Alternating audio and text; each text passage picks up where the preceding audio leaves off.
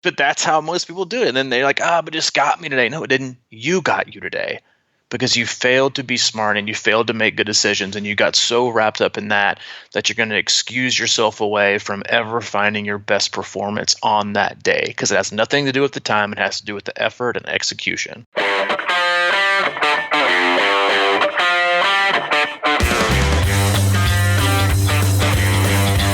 What's up, Coach? You're quick on the trigger today. Welcome. Podcast 284. Oh, you must not be high above the city. No, I had to come down to the lower level floor. And Allie was taking over the office, and we're married, so she's the boss. Yep. But no, I don't have the handy dandy counter in front of me. So what are we, 285? No, we're 284. You're on it. Okay, I was on it. Okay, I thought I was, but you made me feel. You made me question my confidence, which is it's not a bad thing. But hey, welcome, Crushing Iron Podcast 284, twice a week for going on 3 years. We cover all things triathlon, life, how they intersect, how they intertwine, and hopefully how we can allow you to continue on in this sport, healthy and happy, and live a kind of a sustainable, keep your journey sustainable, and navigate the highs and lows through both Mike and I's experiences through the sport as athletes and coaches here over the last 10 or 15 years. And hey, we appreciate you joining us today. Yeah, I'm positioned in this podcast as the age grouper. I started running. Nice guy. What's that? A nice guy. And I started running. Nice guy. Occasionally. I started running when I was close to 50 years old and did my first Ironman at age 50. Robbie was my coach at that time. We had just met around then. And Robbie, you've been coaching about, 7 years before that even? Yeah, I've been coaching as kind of a side hobby, side hustle, as something I was exploring and loving for going on what's getting close to like 12 or 13 years. 12 or 13 years now. So doing it for a while, doing it full time. It is my full-time job. I don't do anything else. And I love it. But yeah, that's where it come from. I'm still active. I still race. Had probably one of my better years last year, but yeah, we have a ton of experience. And it's nice. I mean, you obviously come from a much different background than I do. You're a little bit older. You have a little different lifestyle than I do, and so I think it's a good mix, and people people seem to enjoy it. Yeah, I got a call from a buddy yesterday that I went to college with, and said he works with a guy over in Peoria that has just started listening to the podcast, and they kind of connected through that. Interesting. Yeah. So we have what? Up. Yeah. So that's our 14th listener. Hey, don't keep it down, man. I told him we were getting huge. Yeah, I was bragging to my college buddy. I'm like, yeah, we're blowing up. Teens. We're in the teens. But no, we do. In all sincerity, we appreciate you listening. If you are just now listening, please subscribe and always dig back in the archives. We have a lot of great episodes covering a lot of different topics. If you want to be part of the conversation, you can always get on Facebook and search Crushing Iron Group, and we will let you in there if you answer one simple question. A lot of great people in there willing to answer a lot of questions, whether you think they're dumb or not. There's a lot of experience in there and a lot of really, really good people, and it's a great community with a lot of good people. So hop in there. If you are friendly reminder, if you were doing Muncie this weekend or know anybody that is doing Ironman Muncie this weekend, we encourage you to go back in the archives. Do you remember that one off the top of your head, Mike? What episode that is? It is episode 65. 65. We did a pretty in-depth review and race kind of recap / preview / all the things you need to do about Muncie. To the point and to the detail that we even had a very nice gentleman ask if we had the personal home phone number of the house across the street from the venue, and if we could give him the contact info, let them know about the parking situation to pay to park. We have a lot of ins, we have a lot of connections, but we do not have that guy's phone number. No. But it's a great cast. Good luck to everyone. It's going to be super hot, as usual, as kind of it is for Muncie. But be safe, have fun, do your best, and I would suggest you definitely not necessarily steer your expectations into a different directions, but maybe kind of shift your expectation from something numerical to something execution wise, because when it's going to be hot and humid with probably a high dew point, races like that, the athletes who tend to place best overall or best in their age group are the ones who executed and were smart about the day and were able to survive the day, versus the one who just kind of threw caution to the wind and were unable to detach themselves from their pre-race expectation or goal.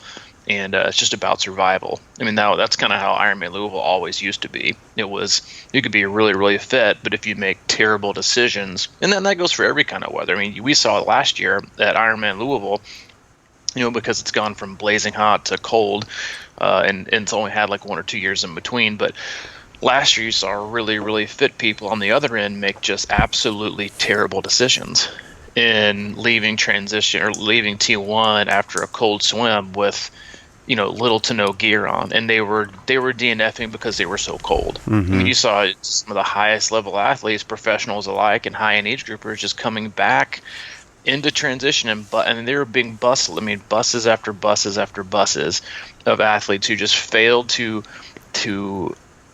detach themselves from what they think is the best thing for them, like saving a couple aerodynamic watts on having too much, not having a windbreaker or keeping gloves on, and they paid for it. And the same can be said when athletes would do in heat, and it's about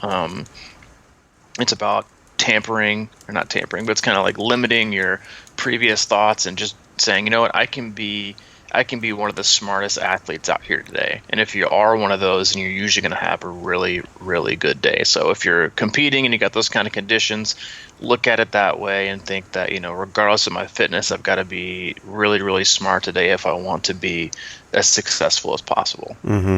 We talk about being smart all the time. And when it's hot like this, I think that there's you have this, everybody sort of, I think, has that, what if, I hit a perfect day out here on the race course. And I think when it's going to be hot like this as it is at Muncie, that, that what if percentage goes like way down. So more importantly than anything, at least in my mind, when I think about races like this, is be super careful at the beginning and just be thinking in terms of how you can go out under control and just hope to have something strong left at the end. Because if you try to nail, what your optimum race might be, the odds of that are really slim.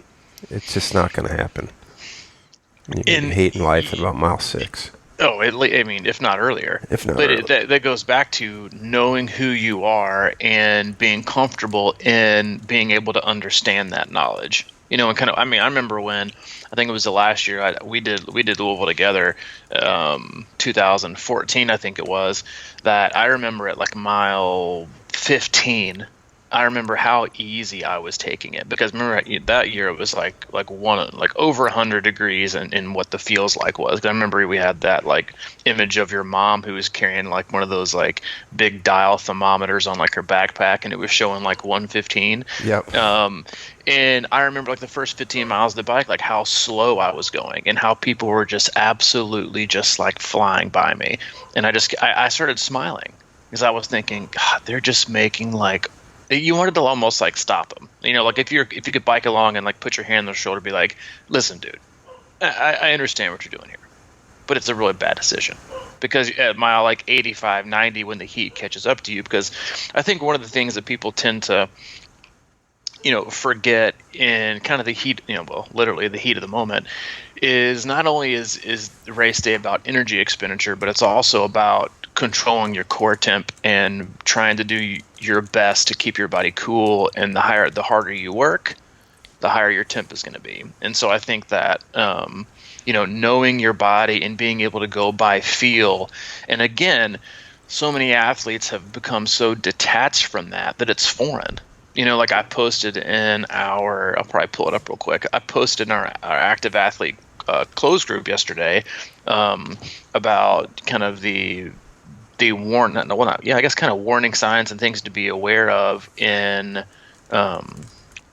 when you're running outside and you see the dew point being over 70. Because I went out for a run yesterday, after you left, I went home, I went out for a run, and I was like, man, I got done. I was like, that was such a struggle. I mean, it was just like an incredible struggle. And I went and looked at the dew point. It was 74. And I think we even mentioned this on the yesterday podcast, or Monday's podcast rather. And just want to kind of go through a quick little graph real quick. And it said, basically, I'll just start like the ideal temps are where the dew point is 50 to 54 is ideal temps. Basically, how to handle is it PR conditions and the runner's perception is very comfortable. 55 to 59 dew point, the runner's perception comfortable. Hard efforts likely not affected. That's pretty much fall spring weather. Even when you get to just 60 to 64 dew point, this isn't even taking into account how hot it is and what the humidity is like. 60 to 64 dew point is uncomfortable for some people. Expect race times to be slower than in optimal conditions. 65 to 69, this is uncomfortable for most people. Easy training runs might feel okay, but difficult to race well or do hard effort. So basically, you're not going to race well. And then the way it's been recently here in the South and even on like East Coast and other places, a dew point of 70 to 74 is very humid and uncomfortable. Expect your pace to suffer greatly. And then lastly, it was 75 or greater. My favorite phrase here, runner's perception, extremely oppressive. How to handle it? Listen to this. How to handle it. Skip it or dramatically alter your goal. And so I think the phrasing there I like because it comes down to basically objective decision making. Skip it or think, because a lot of athletes also can't detach themselves from a preconceived outcome and how it's going to relate to their training block. And I can't skip it because I'm going to get slower. But they can't take into account and feel comfortable and confident with saying, you know what, maybe instead of doing an hour with intervals a day, and if I can't do it inside on the treadmill, maybe just doing 25 to 30 minutes super, super slow is my best option today. Because a lot of athletes can't dramatically alter their goal because they stare at their watch and they are married to it. And so I just think when it comes to this time of year, again, kind of echoing the sentiment from Monday, is just like you have to know your body, and you can't know your body if you're always kind of talking through a mediator. And that is what usually our watches and GPS units or bike computers, they do. It's talking. You're never talking directly to somebody. You're always kind of like the old school where everybody was sitting around in a circle and you'd whisper, to the person next to you, my dog's name is Rover. Mm-hmm. And then by the time it gets around to 18 different people, it gets back to you and it's like, my cat's name is Bob. And, that's how, it's like, but then that's how, because everyone hears something different. So but that's how it is. Like when you have a difficult time understanding your body because you're never really in tune with it or talking to it, you're always absorbing things and thinking through things through a result or an effort that's already been filtered. Mm.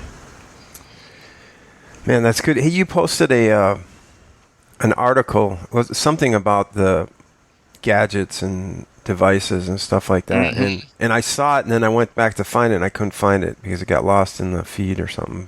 But, I can pull it up real quick. And this is something that it was kind of something I want to talk about today anyway. But okay. It was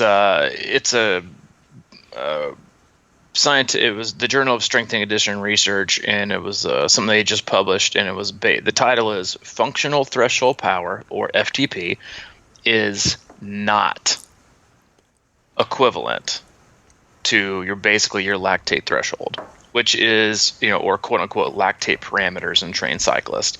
And FTP is something that athletes absolutely 100% obsess about. Mm-hmm.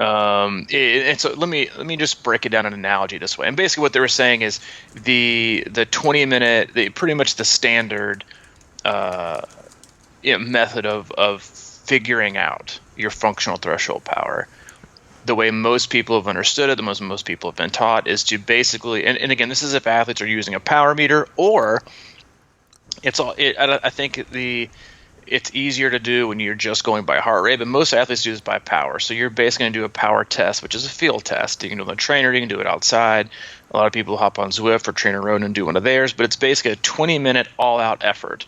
Before that, you're going to do some surges and some other kind of what they would say like kind of blowouts, like get your legs kind of fatigued and then do it again for 20 minutes. Basically, the kind of the standard rule of thumb for a lot of athletes is 20-minute test, and then what you do is you take your 20 minutes. So let's say your 20-minute average power is 300. Then you take your 20-minute average power as 300, and then you multiply it by 0.95, so you're going to take 95% of it, and that's going to give you 285. So an athlete's going to put in 285, and what that is because your FTP is supposed to be, or your functional threshold power is supposed to be your 60-minute all-out best effort. And first off, that is always going to be, without question, the best route to take. But as we have done basically with every single avenue of our life is, well, let's just kind of do a shortcut. Let's find an easier way where I can physically and mentally and emotionally wrap my brain around this a lot easier. So let's do that.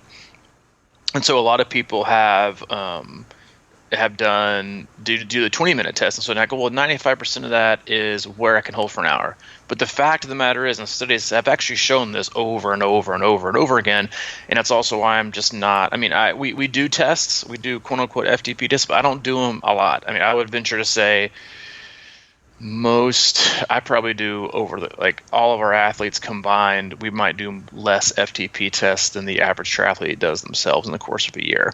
Just because I have a different view on testing. But basically what this is saying is that it's not your standard 20-minute test is not a good way, because they're not a good avenue for finding that result. Because what happens is most athletes don't have that kind of power. 95% is more than generous. I mean, if I do someone's test, and they might not know this or not, but I take 90% of it and put that instead of 95%, so it'd be lower. Because what happens is most athletes say, all right, well, I'm going to, so let's say that, we took the athlete right then, the athlete tested their 20-minute all out at 300.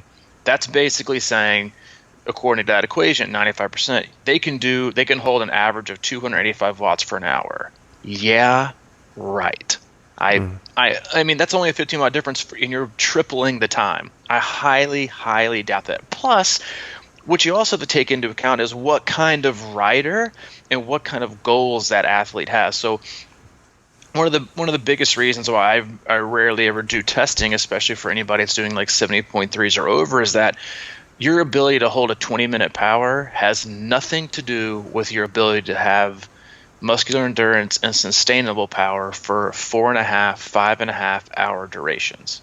It's like seeing a marathoner brag about their 200-meter PR. Mm-hmm. They don't equate to each other. Can I ask you a quick question about that? Sure. If there's an FTP test, say like a 20-minute test like you're talking about, would it be more, because I don't look at a lot of those things, and you look at a lot of those results. Do you typically see them holding strong towards the end of that 20 minutes, or you see them going down, or you see them going up? I mean, I would think it's a great question, and that's the reason why I also kind of despise testing as a like alerting someone to a test, like you see in there, like FTP tests. Like there's probably 7, 8, maybe even 10 workouts that I include in athletes training, like over a specific cycle, or just that I kind of know that are workouts that are geared towards me kind of figuring out what a person's power profile is. Because testing does a lot of things. Some people just don't test well. I mean, we all know, like in school, you could be really, really, really smart, and you could be totally book smart. When it comes to a test, you totally just fail. Like you get anxiety, you get nervous, you put all this weight of pressure and expectation on it, and when it comes to test time, you just can't put it all together, right? So you put all this pressure on an athlete. So then you ask an athlete for a 20-minute test to go out, and a lot of people are either going to do one of two things. They're going to start out too easy, and they're gonna like their last 6 minutes are going to be just like off the chart, and then they're going to stop. And so more than likely their FTP is going to be a little bit lower, or you're going to have than it could have been given the 20-minute session. Then you're going to have other athletes who are going to say, all right, I really, really want to average 300, so I'm going to start right there. And then they get to the 16-minute mark, and they are just blown to smithereens. And so their watts creep down and creep down and creep down and creep down and creep down. And what you're going to get a reflection of more is not their true power. You're going to get more reflection of their poor pacing.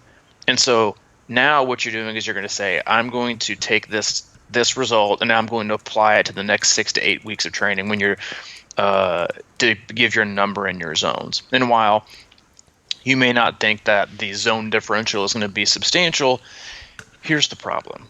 And we've talked about this over and over and over again, and you'll see it on other podcasts and other research, is that, when you talk about polarized training, is that so much of your training needs to be in that, zone 1, zone 2 effort. Well, what happens is most athletes find themselves overestimating and overshooting their FTP because they think that's like the gauge of a great cyclist. An Ironman athlete, I got a 250 FTP. Well, how's your Ironman? Well, I can only average like 60% of that. We've talked about that before. But what I'm trying to say is that when you overshoot your FTP and you're giving yourself like a little too much, like they call it vanity FTP, which I would say 90% of triathletes have is a vanity FTP. They take 95% of their 20 and they're like, I could totally hold this for 6 minutes. And now they structure their training. They hop on Trainer Road, they hop on Zwift, they create their zones. And guess what? When you're probably, more than likely, you're probably 15 to 20, if not more, watts higher. Giving yourself like you're probably not that high. Your zone 2 training is really in zone 3 because you way overshot. And zone 3 would be what most people call your gray zone. So now all these athletes who have overshot and given themselves a vanity FTP are now thinking they're doing all this polarized training or doing all zone 1, zone 2 work, and they're wondering out why they're getting tired and they can't really raise their FTP a lot if they keep testing continuously, which is also just foolish. And then they wonder, I don't get it. Well, it's because you've overshot your estimate and you've just given yourself, frankly, way too much credit. And now you're training in that gray zone, which is the zone you don't want to be in. And it's much more like race pace in the zone. You want to kind of stay below that or above that. And so that's where athletes can get in a lot of trouble. But what I really encourage athletes to do, and a lot of coaches will do this, is you need to kind of create like an overall athlete, like a power portfolio, if you will. Instead of looking at just someone's 20-minute power to see if they're improving, you need to, and especially if they're doing long course racing, you need to find out what kind of athlete they are. Are they somebody who can really generate, a 30-second, 1 minute, 5 minute max power and they're just off the chart? But when it gets to 20-minute, 30-minute, 60-minute, kind of sustained longer efforts, they just falter big time. Well, what happens is most athletes will find themselves really, really knowing that they can smash it at, like I said, 5 second, 10 second, 60 second, and 5 minute power. So what are they going to continue to do? They're going to continue to work that. And that's just, I'm not trying to rip on people like that, because that's just human nature. Like, we love to do what we can do, we do the best. Like, nobody likes to do a lot of things that they suck at. But what this athlete should be doing is saying, okay, what I know is I have really, really good, solid, high critical power. So very short duration stuff. But what I suck at is longer sustained muscular endurance demanding intervals, like 30-minute, 60-minute, 90-minute, 2-hour intervals, which that's what lends itself more towards athletes who are doing longer racing. So this athlete needs to work on those longer duration intervals to kind of, because what you see when you kind of build a power profile of an athlete is you see, if you take and you kind of get an FTP picture of what they're probably capable of an hour. Because a lot of times you have them do an hour, or you should, or you can kind of sneak one in there without them knowing, is saying that, well, in order to be competitive, in order to be able to kind of translate your critical power to a longer duration, you need to be able to hold 80 to 85% of your quote unquote FTP for 2-3 hours in order to be competitive and where you want to go and where you should be as an athlete. But right now you can only hold 60%. So you need to work the longer. And the same could be said for athletes who have, and this is where athletes who do a ton of like long course racing, and is that, yes, do you need to focus on short stuff all the time? No, but it's always good to be a great, well-rounded athlete. And because you can see us all the time, like you see athletes who bump down from 70.3 as your Ironman, they do Olympics, and they're like, I held the same watts at the exact same time. You just don't have that extra gear. And so you really, as everything, you want to be a really, really well-rounded athlete. And so an athlete who does really, really good at really long, sustained, holding of power, it's great to work on the shorter burst stuff, the 5, 30-second, 60-second, 5-minute intervals that are excruciatingly painful. Yes, is it going to make them overall faster? 100%. Is it also going to make them a better all-around cyclist? Yes, as well. So you got to work both ends of the spectrum. But going back to the kind of the FTP chat, is that most athletes are only strictly obsessed with how they can do for 20 minutes.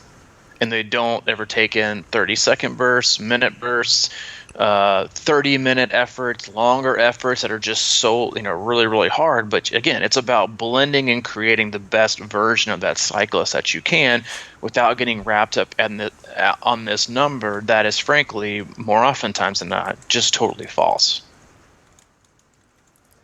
Well, when you talk about all-around athletes, man, we went down this FTP hole here, and everything you're saying makes so much sense to me. I just think my overall perspective on this is that maybe 5% of all triathletes really have a good handle on this, is my guess. So maybe I'm wrong. But where I get frustrated is this concept of knowing your body. If you don't know your body, I don't know how you can really get a good grip on like that thing you were saying about how if you start with too high FTP and then that screws up your zones below it. I just see like I could see how somebody just getting a power meter and relatively new to the sport, and I could see how that could happen, and that could cause like a whole avalanche of like, I can't stand this sport anymore because I'm always tired or whatever. Mm-hmm. So that's where I come from. I mean, I do have a little bit of a cycling background, but I was thinking back to this when I saw that you post that article. The thing that came to my mind was that this data dump that people are all into and everything like that. And when you were training me for my first Ironman, I think for the first 2 years had only a chrono watch. I didn't even look at my pace or any of that kind of stuff. And I just think that there's a learning curve in there, like when you get into this sport, and if you've never done triathlon, and all of a sudden you're starting to train for an Ironman, and if you're not reasonable and honest with yourself, you're going to get yourself in a lot of trouble. This idea of holding insane watts over the course of 6 or 7 hours, it just seems like a recipe for disaster. And it seems like most people get into that. I don't understand it. Like I didn't even use watts. I haven't used watts ever. And I just go by feel all the time. That first year at Wisconsin, which is a very tough bike course. And I kind of did what you said. You do a lot of bursting. You try and work on holding paces for longer and things like that. To me, it's just like sort of this natural thing that you have to think about, like, because at Wisconsin it's those short bursts. You're going to need those because you got a lot of hills and a lot of changes and a lot of gear shifts and all kinds of things that might happen that you have to be prepared for. And I went up there and did that sub 6 my first time ever on a very tough course. And I honestly think that this might be the first time I'm actually following the plan and just riding enough to actually perform well. So I guess that's my point, is that if you go out there, like if you take an FTP 20-minute test like that, and that's why I asked that question, was to me it seems like the better approach to that, if you're new and you don't have that FTP portfolio like you were talking about, like enough rides to really have a good sense, to go out and do your first one or your first couple, that's better to finish strong and start a little slower and that way you'd have a little bit more of a reasonable number to begin with. Mm-hmm. To me, that because then, like, oh, I was feeling pretty solid at the end of that thing, even though it drained me, but I wasn't completely, off the bike and off my feet for 2 days or whatever afterwards. Yeah, because who can handle that kind of level? And this other thing I just want to say is, like, go bad rant. You're on a good one. Go. This zone 4 thing, right? This like just all out, like, and like, who's ready for that? I mean, we're all like ex-athletes maybe from our childhood and everything like that. And if your body hasn't done that kind of stuff for a long time, and all of a sudden you're going to say, hey, I'm going to train for this, and I'm going to go out and start just ripping and shredding all over the place. No wonder people are getting hurt all the time or sore. Or they can't, they're limping around daily life. You got to gauge it, man. You got to know your body and understand that it's not quite ready for a lot of that thing, stuff, even in training. And then you go out in a race and blow it out even harder, and the next thing you know, you're walking at mile 3. But you mean, are you trying to tell me that people like to go from Nissan to NASCAR? Basically, yeah, that's a really good way to look at it. A lot of people love to go from Nissan to NASCAR. I'm driving a Pinto, but you know what? I'm going to head down to the old, racetrack tonight, and I'm going to let it rip. And that's not saying you don't have it in you. I'm just saying you got to No. Yeah, it is. Oh, it is. You're saying that you don't have it in you. You don't have any to exert that much effort and that much speed on a body that hasn't prepared to handle it. Correct. It's not ready. There's no harm in saying that. You're just not ready for it. So stop trying. It's like, it's not stop trying. It's just stop putting yourself in that continuous situation where you're just continuously breaking your body. You're never building it to be able to perform. And kind of going back to what you were saying about, all the data and stuff, is there's a couple good lines that I was reading a couple of days ago from Steve Magnus, and he says, data is descriptive, not prescriptive. So what it's saying, and this goes back to his little rant, he said that remember that gadgets are tools to inform, not tools to dictate. HR, heart rate, HRV, lactate, pace shouldn't be driving the car. They're like a gas gauge letting you know information so that you can make the best decision and ignore them when the risk is worth the reward. And so many athletes use data every day as just prescribing everything to every degree and don't go by feel and don't get to learn themselves. And like you were saying, like the information you gather, the data you gather is important. But it doesn't mean it shouldn't be driving the train. It should help you drive decisions. So, like, I've got an athlete who is racing Muncie this weekend, and we were kind of chit-chatting about what I thought we might do in terms of in terms of Muncie. Muncie's a fairly fast course. It's got perfectly paved roads. It's just a really good thing to ride on. Not too many turns. And so, in his current what you would call his current FTP is around 304. But what we decided to do was and this is what I usually do, is we go based on looking at his past rides. So if we went just looking at his FTP, okay, if we just looked at his FTP, if we just looked at his functional threshold power, 304, and we multiplied it by 0.80, okay, which is where around, this again is an estimate, which is around what a lot of athletes can do, he'd be around the 245, 250 range. Okay, some athletes can do higher, some athletes can do lower. But what we've done is look back on his past 4 to 5 long rides, how he's felt, how he's done, how he's progressed, what his heart rate has done, and we've said, you know what, this is our number, and it's got nothing to do with a standard percentage we've taken off your FTP. But this is what you've shown we can do using the data to gather and inform and make decisions, but not be prescriptive until race day when it matters. Because it's about pacing. It's not about just throwing out a random number that you think you can do because that's what you've read. So it's about gathering information. It's about gathering intel and paying attention. You can't, but this is what most people like to do, is they just like to blindly believe because it's easier and it's usually just an inflated version of what the reality is. And the weight that we put behind these gadgets, when once a week you'll say, heart rate was totally off today, it's just not working. power meter's not power meter's not calibrated today. I got my treadmill watch. It's got the foot pod on it. But and it's like the treadmill totally off. Like I wasn't running 7-minute miles in a treadmill, or it's the opposite. Oh, I wasn't really running 11-minute miles on a treadmill today either. Oh well, this is what my swim said, but it didn't count a couple, or it gave me like an extra 200 or 300 today. So it's like it's like watches are like the weatherman. Yeah. You put so much stock on something that's occasionally somewhat ballparked right, and then we make it gospel.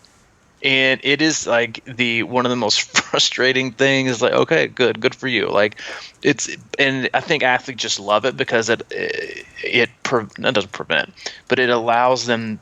It gives them an opportunity to excuse themselves from thinking objectively and understanding there's a much bigger picture and paying. Because listen, you don't have to pay attention for that long. Your attention span can be really, really short. It can just be what the watch, what it said for today, and then what I want to do exactly like today. It's not big picture. It removes you from having to have a long, intensive attention span to figure out what really is working and do that extra thinking. But again, that's also what coaches are for, and that's what coaches do. But it's also hard, and you have to take in a whole lot of factors to predict and tell yourself like what we really want to happen, and then why we want it to happen, and then because coaches too. Like I have on my to-do list today.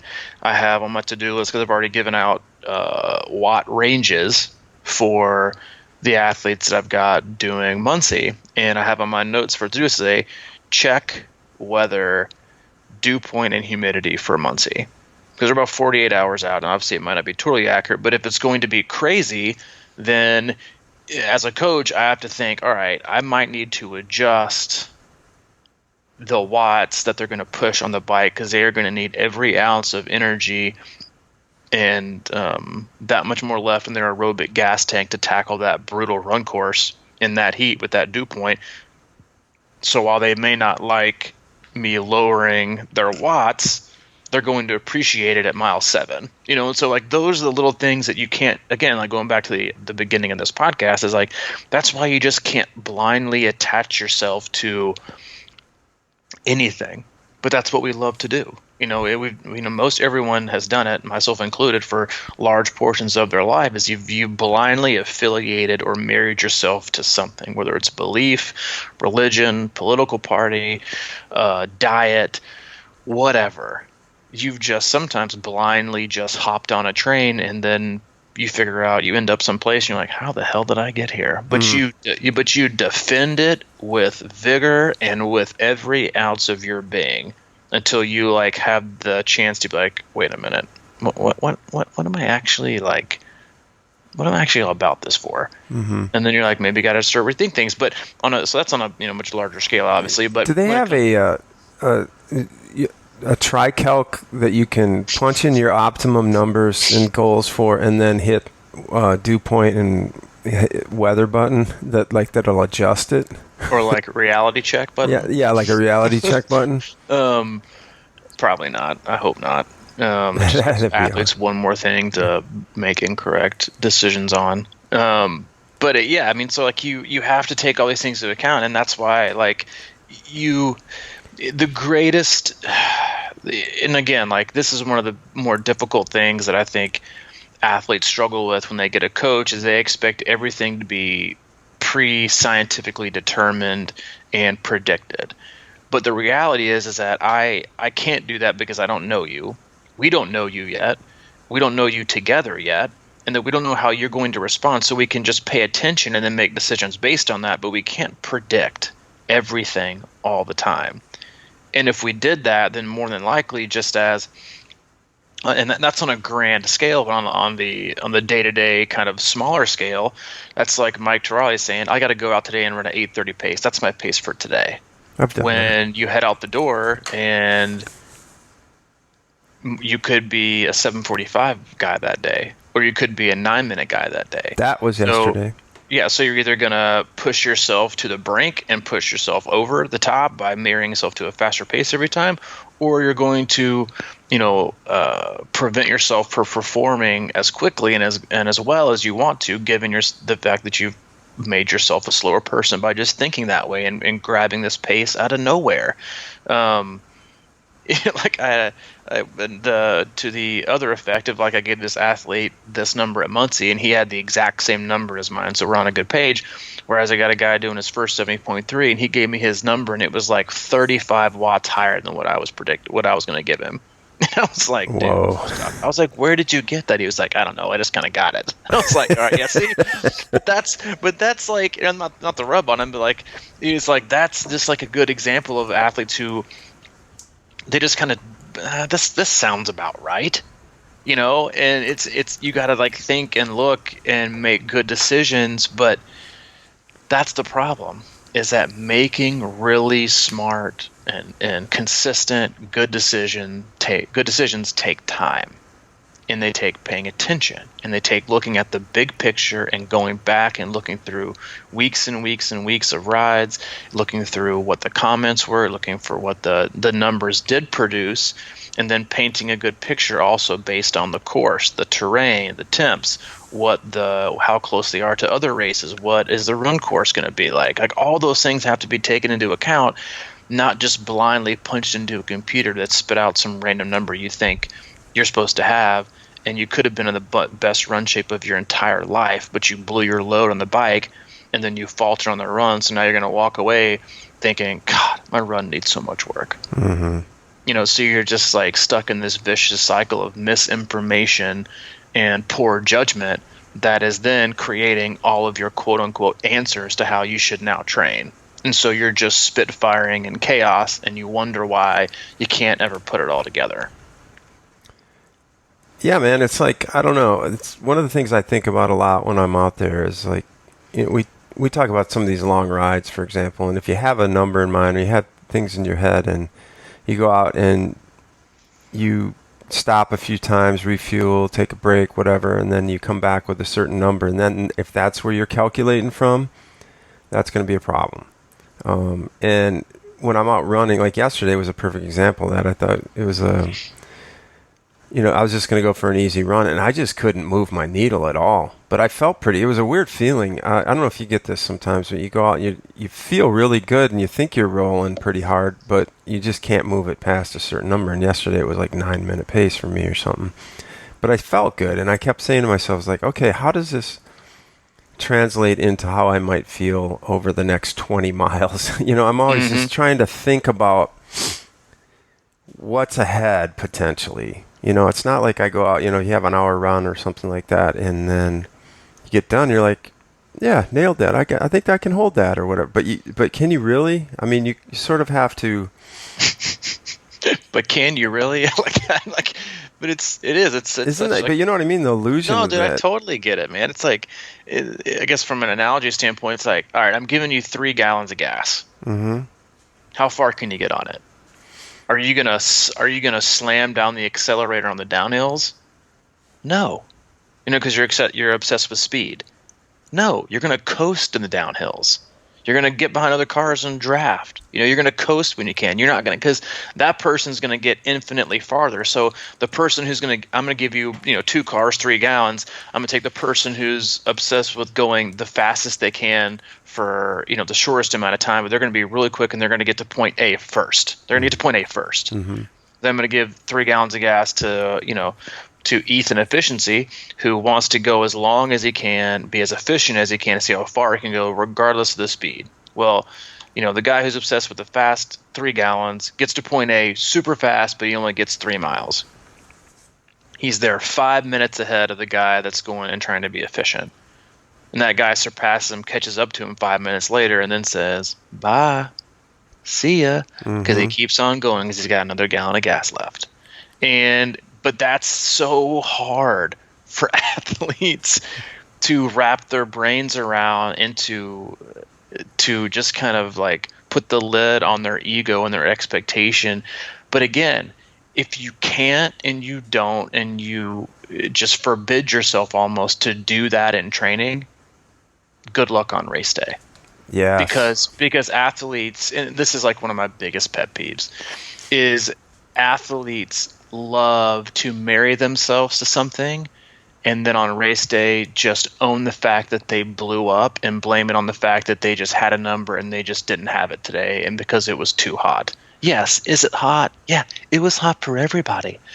But tone it down some and understand that it's not like if you want to do a 5-hour day, again, this is another thing that's just like incredibly makes giving yourself like a tri-calc time of I want to do 5 hours a month. See, I've got that fitness in me. Guess what? You might. But it might be when the temps are 72 degrees with cloud cover, overcast, light sprinkle, and no wind. But guess what? Saturday's going to be probably 90, sun's out, super humid, no wetsuit swim. So you might be a 5:10 guy. That day, it doesn't mean you don't have the 5-hour one in you, but what so many athletes are going to do is they're going to think, all right, I got to swim a 35-minute. Okay, good, got that. Now I've got to swim. I've got to bike a 2:25 because that'll put me at 3 hours or whatever. And then I got to see what I can do in the run. Then you end up blowing up running like a 2:40 half marathon. You end up being a 5:30 guy instead of a 5:10 guy because all you wanted to do is be a 5-hour guy. Yeah, that's but that's how most people do it. And then they're like, but it just got me today. No, it didn't. You got you today because you failed to be smart and you failed to make good decisions and you got so wrapped up in that you're going to excuse yourself away from ever finding your best performance on that day because it has nothing to do with the time. It has to do with the effort and execution. I like that one. That's a wrap. That's a wrap, yeah, no That's kidding. That's a good place to end it. Yeah, we'll end it on that one. But again, good luck to everyone racing. And just be smart. Look yourself in the mirror. Be objective. Don't look at your triathlon self with a tux on. Look at your triathlon self naked in like raggedy underwear, and be objective and think, this is who I really am. This is what I've really got. So let's just do that, and we'll be perfectly fine today. Effort, execution, do your best, and hey, have fun. Have fun, be smart, enjoy yourself. Don't beat yourself up over one race, and prepare it. And learn something. Learn something from what you've done. Learn how to get better. Write down your mistakes, how you can address them further. And as always, we're always happy to help with that. We hope you continue to listen. If you've never stopped by, or you just need a little refresher, you can hop over to crushingiron.com. It is our one-stop shop of everything coaching and training plans. It's got triathlon camps for 2020 that are up. They're both already halfway sold out, so check on there. If you have any questions about anything on the website that you see that we may or may not have explained thoroughly, you can always email Mike directly, crushingiron@gmail.com, or you're more than welcome to email me as well, c26coach@gmail.com. All right, man. That sounds good to me. I think that was a good one. It's a good point. I'm sure if it's not, we'll hear about it. So yeah, that's true. Yeah, that's kind of how we roll. That's true. All right. Well, thanks everybody for listening. Yeah, have a good weekend, and we'll check you on Monday. Sounds like a plan. All right, see you, dude.